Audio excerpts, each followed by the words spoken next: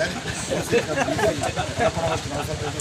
ప్రజాస్వామ్య వ్యవస్థలో మాట్లాడేటప్పుడు స్పష్టంగా మాట్లాడవలసిన ఆవశ్యకత ఉంటుంది.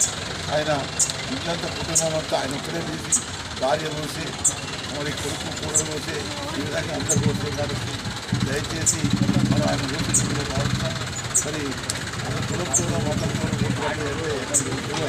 ఈనాడు బీజేపీ కూడా రామజన్మ భూమని సీతారామ భూమని లేకపోతే అక్షంతలని మనం అంతా పూజలు చేయలేదా?